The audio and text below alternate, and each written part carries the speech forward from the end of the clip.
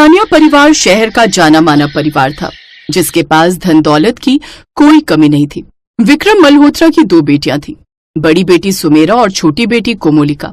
सुमेरा खूब हट्टी कट्टी और मोटी लड़की थी, जबकि कोमोलिका छरहरी काया वाली सुंदर लड़की थी। दोनों बहनें जवान हो चुकी थीं और अब सिंघानिया परिवार अपनी बड़ी बेटी के लिए रिश्ता देखने लगा। लेकिन मोटी होने की वजह से कोई भी बड़े घर का लड़का उसे अपनाने से इनकार कर देता। देखिए भाई साहब, माना कि आपकी बेटी बड़े घर की है, लेकिन हम भी कम रईस नहीं हैं। अरे इकलौता बेटा है हमारा, उसके लिए चांद से दुल्हन लाएंगे, कोई गोल मटोल आलू जैसी नहीं। चल बेटा। इसी तरह हर कोई मोटी सुमेरा का रिश्ता ठुकरा कर चला जाता। फिर एक रोज विक्रम अपने ही ऑफिस में बैठा हुआ था, तभी उसकी नजर अपने ऑफिस में नौकरी करने वाले सुपरवाइजर अर्जुन पर जाती है। अर्जुन ऊंचे कद और लंबी कद काठी वाला लड़का था, जो कि दिखने में काफी हैंडसम था। विक्रम किसी तरह अर्जुन को सुमेधा से शादी करने के लिए मना लेता है। कुछ दिनों बाद हैंडसम अर्जुन बारात लेकर आता है, लेकिन शादी में आए उसके दोस्त अर्जुन को छेड़ते हुए कहते हैं, अरे यार अर्जुन है, तूने भी क्या मोटी बहन जी पसंद कर ली यार। वो देख तेरी बीवी की बहन कितनी बोल्ड और सुंदर है, अगर तेरी शादी उससे हो जाती तो बात ही कुछ और होती यार। क्या बात कर रहे हो यार, वो मेरी साली है यार। अरे वाह, फिर तो तेरे दोनों हाथों में लड्डू है, आखिर साली भी तो आधी घरवाली होती है। अमीर घर की बेटी सुमेरा विदा होकर अपने गरीब ससुराल तो आ गई, लेकिन शादी के बाद से ही अर्जुन के दिमाग में अपने दोस्त की वो बातें घर कर गई। इसलिए अब वो अपनी पत्नी की तुलना उसकी सुंदर छोटी बहन कोमोलिका से करता। शादी के अगले दिन जब सुमेरा साड़ी पहनकर तैयार हुई तो उसने अर्जुन से पूछा, बताओ तो अर्जुन, मैं इस साड़ी में कैसी लग रही हूँ? क्या यार सुमेरा, तुम भी इस 6 मीटर की साड़ी में आखिर कैसे इतनी कंफर्टेबल हो सकती हो? अपनी बहन कोमोलिका को देखो, वो कैसे वेस्टर्न और स्टाइलिश कपड़े पहनती है और उसने खुद को कैसे मेंटेन करके रखा हुआ है। सुना है रोज जिम जाती है वो। हाँ जाती तो है, सबके अपने अपने शौक होते हैं अर्जुन। मुझे तरह तरह का खाना बनाकर खाना पसंद है और उसे जिम जाकर पसीना बहाना। अच्छा अब चलो भी, देर हो रही है। ये सुनकर अर्जुन बहुत खुश हुआ। उसे कोमोलिका से मिलने का बहाना जो मिल गया। वो ऑटो लेकर सुमेरा के साथ उसके मायके पहुंचा, जहां कोमोलिका पसीने से तरबतर होकर जिम से लौटी ही थी, लेकिन उस फिटेड ड्रेस में वो कमाल की लग रही थी। अरे दीदी आ गई आप, मॉम डैड दीदी जीजू आ गए, कोमोलिका बोले जा रही थी, लेकिन अर्जुन तो बस उसको एक नजर ही देखे जा रहा था। वैसे अर्जुन भी उस दिन शर्ट पैंट में कुछ कम हैंडसम नहीं लग रहा था। उसकी कद काठी और गोरा रंग ही ऐसा था कि जो भी लड़की उसे देखती वो देखती रह जाती। कोमोलिका भी मनी मन उसे देखकर सोचने लगी, मेरी इस मोटी बहन की भी क्या किस्मत है, जो भैंस जैसा शरीर होने के बावजूद भी इतना हैंडसम लड़का इसे मिल गया। शाम को वो दोनों घर लौट आए। ऐसे ही कुछ महीने बीत गए। एक रोज, हेलो दीदी कैसी हो आप? अच्छा सुनो, मैं कल से कुछ दिनों के लिए आपके पास आ रही हूँ, लेकिन यूं अचानक, सब ठीक तो है ना? हाँ दी सब ठीक है। वो क्या है ना, माँ अपनी मित्र मंडली के साथ कुछ दिनों के लिए 4 धाम की यात्रा पर जा रही है और पापा एक बिजनेस मीटिंग के लिए शहर से बाहर, इसलिए वो चाहते हैं कि मैं यहाँ अकेली ना रहूं। हाँ तो ठीक ही तो कह रहे, तू वहाँ अकेले कैसे रहेगी? अच्छा कोई नहीं, तू आ जा। कोमोलिका अगले दिन ही अपना बैग पैक करके आ जाती है। पूरा दिन वो अपनी बातों से सबका मन बहलाती रही। अर्जुन तो बस उसकी बातें ही सुनता रहा। उसे लगा उसके लिए कोमोलिका ही एकदम परफेक्ट थी। फिर वो सभी साथ में खाना खाने बैठे। खाना खाने के बाद कोमोलिका बोली, चलो दीदी अब थोड़ा बाहर टहलने चलते हैं। अब कुछ दिन तक तो मैं जिम जा नहीं पाऊंगी, तो थोड़ा वॉक ही कर लूंगी, नहीं तो मेरा वेट बढ़ जाएगा। नहीं मैं तो बहुत थक गई हूँ। ऐसा करो तुम अपने जीजू के साथ चली जाओ। ये सुनकर अनुज बहुत खुश हुआ और वो कोमोलिका को अपने साथ वॉक पर ले गया। दोनों टहलते हुए बातें कर रहे थे। जीजू कुछ दिनों में मैं अपने घर चली जाऊंगी, क्या आप मुझे मिस करोगे? मुझे तो लगता है तुम्हारे जाने के बाद मेरी जान ही न निकल जाए। क्या मतलब? सच कह रहा हूँ कोमोलिका, अब तो ऐसा लगता है जैसे तुम्हारे बिना मैं जिंदा ही नहीं रह पाऊंगा। मुझे भी ऐसा ही लग रहा है, कहीं मैं तुमसे प्यार तो नहीं कर बैठी? क्या, मैं भी तुमसे बहुत प्यार करने लगा हूँ, हर वक्त बस तुम्हारे बारे में ही सोचता रहता हूँ। दोनों एक दूसरे को गले लग गए। कुछ देर बाद दोनों घर लौट आए, लेकिन अब वो दोनों बस एक दूसरे के करीब रहने का बहाना ढूंढने लगे। दोनों साथ घूमते और घंटों बातें करते रहते। अर्जुन की माँ को ये सब देखकर कुछ ठीक नहीं लगा। उसने सुमेरा से कहा, सुमेरा बहू, मुझे लगता है अब कोमोलिका को अपने घर चले जाना चाहिए। तुम्हें तो कुछ दिखता नहीं, उसे जब देखो वो बस अर्जुन के साथ ही चिपकी रहती है। कहीं ऐसा ना हो कि तुम्हारी ये अमीर बहन ही तुम्हारी सौतन बन जाए। सुमेरा को अपनी सास की बात सताने लगी। उसी रात सुमेरा की आधी रात को आंख खुली तो उसने अर्जुन को बिस्तर पर ना पाया। ये अर्जुन कहाँ गए? सुमेरा ने बाहर जाकर देखा तो अर्जुन उसे कहीं नहीं दिखा। तभी उसे छत से किसी के हंसने की आवाज आई।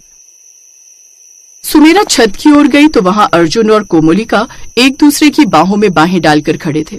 कोमोलिका, तुम सचमुच बहुत हॉट हो, बहुत सुंदर हो। मैं तुम्हें कहीं जाने नहीं दूंगा। तुम्हारी वो मोटी बहन सिर्फ किचन संभाल सकती है, लेकिन मुझे नहीं। मुझे तुम्हारी जरूरत है, तुम्हारे इस खूबसूरत फिगर की जरूरत है। क्या कमाल लग रही हो तुम इस हॉट ड्रेस में। अर्जुन, अब तो मैं भी तुमसे अलग नहीं रह पाऊंगी। उन दोनों की बातें सुनकर सुमेरा गुस्से में चिल्लाई और उसने कोमोलिका को जोरदार थप्पड़ मारा।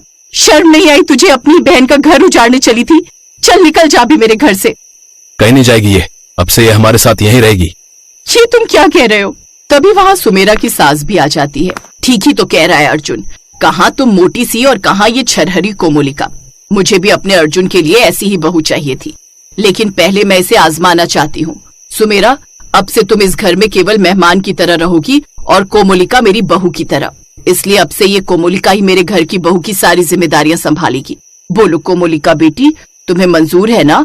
हाँ आंटी, अर्जुन को पाने के लिए मैं कुछ भी करूंगी। गायत्री ने उसे सबक सिखाने की ठान ली थी।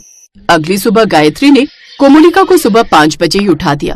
उठ जा कोमोलिका, अब से तू मेरी बहू है। जा, अब जाकर नहा ले, फिर पूजा पाठ करके सबके लिए नाश्ता बना दे। नाश्ते में आलू के पराठे, गोभी की सब्जी और रायता बना लेना। तेरी इस मोटी बहन को तो ठीक से कुछ बनाने भी नहीं आता। जाओ मेरी प्यारी बहू। हे भगवान, ये नाश्ता है, ये सारे दिन का खाना। कोमोलिका खाना बनाने लगी। सबको खाना खिलाने के बाद गायत्री कोमोलिका से बोली, अब सबके बर्तन धोकर दोपहर का खाना भी बना लेना, फिर झाड़ू पोछा करके ये कपड़े धो लेना। और हाँ, कपड़े हाथ से धोने पड़ेंगे। हम गरीब है ना, तो हमारे यहाँ वॉशिंग मशीन नहीं है। ये कहकर गायत्री वहाँ से चली गई। कोमोलिका खुद से बोली, ये बुढ़िया मेरी कुछ ज्यादा ही परीक्षा ले रही है। एक बार अर्जुन से शादी हो जाए, फिर सबक सिखाती हूँ इसे। शादी करते ही अर्जुन को लेकर अपने बड़े घर में चली जाऊंगी। दिन में जैसे ही कोमोलिका सारा काम करके लेटने लगी, तभी गायत्री वहां आ गई। कोमोलिका बहू, ये गेहूं ले जाकर छत पर सुखा दो, और हाँ, फिर साग काट लेना। शाम को सरसों का साग बनाना है। 5 दिन में ही कोमोलिका की हालत खराब हो गई। ना तो उसे अर्जुन से बात करने का समय मिलता और ना ही खुद की देखभाल करने का। हे भगवान, इस अर्जुन के प्यार ने तो महलों की रानी को नौकरानी बनाकर रख दिया। इतना काम तो मैंने कभी अपने घर में भी नहीं किया। अब कोमोलिका को समझ आया कि पत्नी धर्म निभाना बहुत मुश्किल भरा काम है। कोमोलिका, घर के कामों में तुम इतनी उलझ गई हो कि तुम्हें मुझसे बात तक करने की फुर्सत नहीं। ऐसे ही चलता रहा तो हमारी शादी होने के बाद तो तुम मुझे भूल ही जाओगी। ना बाबा ना, मैं सारी जिंदगी इतनी जिम्मेदारियों के नीचे नहीं दब सकती, और ना ही इस गरीब खाने में रह सकती हूँ। भाड़ में जाओ तुम और भाड़ में गई शादी। अगर तुम्हें मेरे साथ रहना है तो तुम्हें अपना ये घर और अपनी इस बुढ़िया माँ को छोड़ना होगा। क्या आज तक कभी सुमेरा ने मुझसे ऐसे बात नहीं की, और न ही मेरी माँ को छोड़ने की बात कही। अरे तुम क्या मुझे छोड़ोगी? मैं ही तुम्हें छोड़ता हूँ। तुमसे अच्छी तो मेरी पत्नी सुमेरा है, जिसे मैंने जिस हाल में रखा वो रही, लेकिन उसने कभी उफ तक नहीं की। लेकिन तुमने तो 5 दिन में ही हार मान ली। तुमने अपनी ही बहन की सौतन बनने की कोशिश की है कोमोलिका। मैं तुम्हें कभी माफ नहीं करूंगी, लेकिन आशीर्वाद देती हूँ कि तुम्हें एक अच्छा जीवन साथी मिले जो तुम्हें धोखा न दे। मुझे माफ कर दो सुमेरा, मुझसे गलती हो गई। जवानी के जोश में मैं होश खो बैठा था। अब से मैं तुम्हें कभी धोखा नहीं दूंगा, मैं वादा करता हूँ। कोमोलिका और अर्जुन का प्यार 5 दिन में खत्म हो गया। कोमोलिका वापस अपने बड़े घर में आ गई और अर्जुन सब कुछ भुलाकर अपनी पत्नी सुमेरा के साथ रहने लगा और उसे ढेर सारा प्यार करने लगा।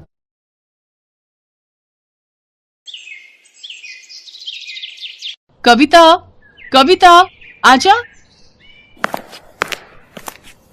अरे काजल, तुम? हाँ आजा, मैं कॉलेज ही जा रही हूँ, चल आजा, साथ चलते हैं। काजल के बार बार कहने पर कविता उसकी कार में बैठ गई। उस महंगी कार को काजल का ड्राइवर चला रहा था और पीछे काजल और कविता बैठी थी। अरे वाह यार काजल, तेरी गाड़ी तो बहुत शानदार है। हाँ मेरे पापा की है, वो आज फैक्ट्री नहीं गए तो उन्होंने ड्राइवर भैया से कहा कि मुझे कॉलेज छोड़ाए। सही है यार, मैं तो इतनी महंगी कार में पहली बार बैठी हूँ। अरे अब तो बैठते ही रहेंगे, अब तुम मेरी दोस्त बनोगी। काजल और कविता एक ही कॉलेज में पढ़ते थे। अभी 4-5 दिन पहले ही उन्होंने एडमिशन लिया था। धीरे धीरे काजल और कविता बहुत अच्छी सहेलियां बन गईं। वैसे काजल बहुत ही अमीर घर से थी। उसके पापा राजीव सिंह कई फैक्ट्रियों के मालिक थे, जबकि कविता बहुत ही साधारण घर से थी। उसके पिता एक छोटे किसान थे, मगर फिर भी उन्होंने पाई पाई जोड़कर कविता का एडमिशन शहर के सबसे अच्छे कॉलेज में कराया था। काजल की अच्छी बात यह थी कि उसे अपनी अमीरी पर घमंड बिल्कुल नहीं था। फिर एक दिन, कविता जरा सुनना। हाँ क्या हुआ, बता। देखना ये घड़ी कैसी लग रही है।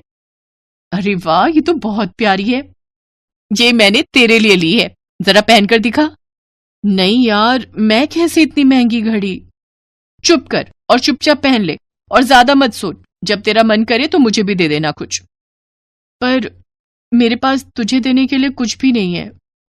चल बहानेबाज, अभी मत दे, पर कभी तो दे देना। अच्छा ठीक है। गुजरते वक्त के साथ दोनों की दोस्ती और गहरी होती गई। दोनों का ज्यादातर वक्त एक दूसरे के साथ ही बीतता था। और फिर एक दिन, कविता ये लड़का कौन है यार? इससे पहले तो कभी नहीं देखा इसे। कौन? वो हैंडसम? सच में बड़ा कूल दिखता है यार। उनका नाम आकाश है और वो हमारे सीनियर है पगली। तो क्या हुआ? ओए जरा कंट्रोल में। मैंने सुना है कि बड़ा ब्रह्मचारी टाइप लड़का है। कॉलेज की सारी लड़कियां उस पर फिदा हैं, पर वो किसी को घास नहीं डालता। अच्छा, तो तू देख, अब इसकी तपस्या तो काजल नाम की ये अप्सरा ही भंग करेगी। हट बेशर्म कहीं की। आकाश पर काजल का दिल आ गया था। शुरू में उन दोनों में हाय हलो हुई और फिर धीरे धीरे उनमें प्यार भी हो गया। काजल को उसका प्यार मिला तो कविता बहुत खुश हुई। लेकिन फिर एक दिन, काजल, फाइनल रिजल्ट आते ही मैं यूएस चला जाऊंगा। यूएस? पर क्यों? वहां मेरी प्लेसमेंट हो गई है और जिस कंपनी ने मुझे हायर किया है वो चाहती है कि मैं पहले यूएस में उनके हेडक्वार्टर में 1 साल काम करूं और सीखूं, और फिर वो मुझे इंडिया वापस भेजेंगे। पर मैं 1 साल कैसे रहूंगी तुम्हारे बिना? कहते हैं सब्र का फल मीठा होता है पगली। अरे तू कब आई? जब तुम दोनों आशिकी फरमा रहे थे। सुन, जाने दे आकाश को। वो वहां नहीं जाएंगे तो जॉब कैसे लेंगे? क्यों, मैंने सही कहा ना? बिल्कुल सही। काजल, बस 1 साल दे दे मुझे, फिर मैं तुम्हारे पापा से तुम्हारा हाथ मांगने आऊंगा। ठीक 1 महीने बाद आकाश काजल से विदा लेकर विदेश चला गया। काजल उसे याद करती और हसीन सपने बुनती, लेकिन होनी को तो कुछ और ही मंजूर था। अचानक काजल ने कॉलेज आना बंद कर दिया। उसका फोन भी बंद आ रहा था। कविता को उसकी चिंता होने लगी तो एक दिन वो काजल के घर ही पहुंच गई। वहां उसका सामना काजल के पिता राजीव सिंह से हुआ। कौन हो तुम और क्या चाहिए? जी मैं वो काजल की दोस्त हूँ। उसे कुछ नोट्स देने आई थी। नोट्स? उनकी कोई जरूरत नहीं है, अब हो गई काजल की पढ़ाई। पर अभी कैसे? अभी तो लास्ट सेमेस्टर बाकी है ना अंकल। कह दिया ना तो कह दिया, चली जाओ यहां से और दोबारा कभी मत आना। कविता को कुछ समझ नहीं आ रहा था। वो उदास होकर वहां से जाने लगी, लेकिन घर के बाहर निकलते ही उसकी तरफ एक कागज की बॉल गिरी। कविता ने उस कागज को खोलकर देखा तो लिखावट काजल की थी। मुझे बचा ले कविता, प्लीज। कविता को समझ आ गया था कि कुछ तो गड़बड़ जरूर है, लेकिन उस वक्त वो चुपचाप वहां से चली गई।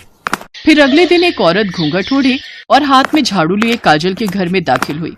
किसी ने उसे अंदर आने से नहीं रोका। असल में घूंघट के अंदर कविता थी, जो काजल के घर में काम करने वाली बाई बनकर आई थी। घर में आते ही उसने काजल को ढूंढना शुरू कर दिया और जैसे तैसे वो काजल के कमरे तक पहुंची गई। लेकिन कमरे का नजारा देखकर कविता हैरान रह गई। काजल का मुंह और हाथ पैर बंधे हुए थे। काजल, ये सब क्या है? किसने किया ये? कविता तू आ गई, भगवान का शुक्र है। कविता, मेरे पापा ने मेरा सौदा कर दिया है। तू तो जानती है ना कि मैं और आकाश एक दूसरे से कितना प्यार करते, पर मेरे पापा अपने बिजनेस पार्टनर से मेरी शादी कराना चाहते हैं। वो 55 साल का बुढ़ा है। उसने अपनी पहली पत्नी को मार दिया था और वो मुझे भी मार देगा। हैं? पर तेरे पापा वो ऐसा कैसे कर सकते हैं तेरे साथ? उन्होंने उस बुढ़े से बहुत बड़ा लोन लिया था जिसे वो चुका नहीं पाए, और पैसों के बदले अब वो मुझे सौंपने वाले उस बुढ़े को। इतना कहकर काजल फूट फूट कर रोने लगी, लेकिन कविता तैयार थी अपनी सहेली को इस मुसीबत से निकालने के लिए। उसने तुरंत दिमाग दौड़ाया और अपनी साड़ी उतारकर काजल को पहना दी और खुद काजल के कपड़े पहनकर उसकी जगह बैठ गई। फिर कविता की जगह काजल आराम से घर से बाहर निकल गई। फिर कुछ देर के बाद कौन है? अरे कमिश्नर साहब, आप यहाँ? क्या हुआ? क्या बात है? मुझे आपके घर की तलाशी लेनी है। पर तलाशी क्यों?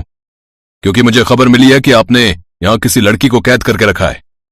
इतना कहकर पुलिस कमिश्नर के साथ आए पुलिस वालों ने घर की तलाशी शुरू कर दी और कुछ ही मिनटों में कविता उनके साथ खड़ी थी। उसके चेहरे पर चोट के कई निशान थे। असल में राजीव को जैसे ही कविता और काजल के प्लान का पता चला तो उसने कविता को ही अपने गुस्से का शिकार बनाया और उसके साथ मारपीट की। लेकिन अब वो अपना किया भुगतने वाला था। पुलिस ने फौरन राजीव को गिरफ्तार कर लिया। उधर आकाश को जैसे ही इन सब की खबर मिली तो वो भागा भागा यूएस से इंडिया आ गया और फिर कविता ने एक मंदिर में आकाश और काजल की शादी कराई। थैंक यू कविता, अगर तुम ना होती तो। अरे ऐसे कैसे नहीं होती मैं? मेरी सहेली को जब भी मेरी जरूरत होगी मैं हमेशा उसके साथ खड़ी रहूंगी। इतना कहकर कविता ने काजल को गले से लगा लिया और काजल बस यही सोच रही थी कि जो तोहफा कविता ने उसे दिया है क्या वो कभी उसकी बराबरी कर पाएगी।